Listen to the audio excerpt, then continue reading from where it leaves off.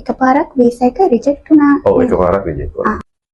Mister කුරේ අපේ ආයතනය හා සම්බන්ධ වුණේ කොහොමද? ඇත්තටම ආයතනයේ සම්බන්ධ වෙන්න ප්‍රධාන හේතුව තමයි අපේ දුව. එයා මේ ජපානය යන්න ඕනේ කියලා මුලින්ම මේ හිත ඉදී එයාට අවශ්‍ය වුණා ඩිසයින් පැත්ත වැඩිදුර අධ්‍යාපනය ලබන්න. ඒකම ඊට ඉස්සෙල්ලා ඊට පස්සේ ගෙන යුනිවර්සිටි එකක් එක්ක කතා කළාම ඒගොල්ලෝ කිව්වා මේ ඉස්ලාම ලැන්ග්වේජ් ස්කූල් එකකට ඇවිල්ලා ඒකේ අධ්‍යාපනය ලැබලා තමයි යුනි එකට යන්න ඕනේ කියලා. ඒකට අපි මේ බල ඉන්නකොට මෙයා මේ යෝකෝහාමා ඩිසයින් කොලෙජ් කියන එක අපිට මේ දැනගන්න ලැබුණා.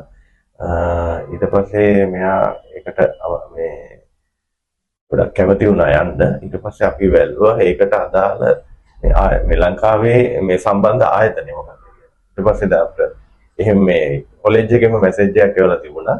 මේ මහරගම සුභාෂ්ට ආයතනයේ තමයි අපි ඒක සම්බන්ධ වෙලා කටයුතු කරන්නේ.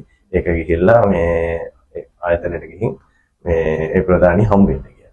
ඒකෙන් තමයි අපි මේ දැනගත්තේ සුභාෂ්ට. එතකොට වීසා එක හම්බුණානේ. ඒක ගැන මොකද මිස්ටර් කුරේට හිතේ? වීසා එක ඇත්තටම මේ ආයතනය සෑහෙන්න මේ කට්ටිය මේ ඇත්තටම කියනවා නම් දෙමාපියෝනත් අපි සියලු දෙනාම රස්තිය අදුර කර අර ජපානයේ ආයතනයක් වගේ හරි පිළිවෙලට වැඩ කරන ආයතනයක් කියලා තමයි ඇත්තටම තේරුම් ගත්තේ. අපි ડોකියුමන්ට්ස් බාර දීලා ඔක්කොම මේ බාර දුන්නාට පස්සේ ඉතින් මේ ආයතනයේ සියලුම දේ අපිට arrange කරලා දුන්නා. මේ අපි ඇත්තටම රස්තිය අදු කළේ නැහැ. මේ සියලු දේ හොඳින් සිද්ධ වුණා. එකපාරක් වීසා එක රිජෙක්ට් වුණා. ඔව් එකපාරක් රිජෙක්ට් වුණා. රිජෙක්ට් වෙලත් ඇයි ළඟට අපිවම තෝරගත්තේ? අපි රිජෙක්ට් වුණ එකේ ප්‍රධාන හේතුව උනේ අතට මේ ආයතනයේ ප්‍රශ්නයක් නෙමෙයි. ඒක ડોකියුමන්ට් එක අපේ දුව එක්සෑම් එක කරපු එකේ සම්පූර්ණ නම ලියලා නැතුව ඒක පොඩ්ඩක් මේ ටෝකියෝ ඉමිග්‍රේෂන් එක පොඩ්ඩක් මේ රෆ් වැඩි ඒකයිනේ. ඒ හින්දා මේ ආයතනයේ ප්‍රශ්නයක් හැටියට අපි බැලුවේ නැහැ.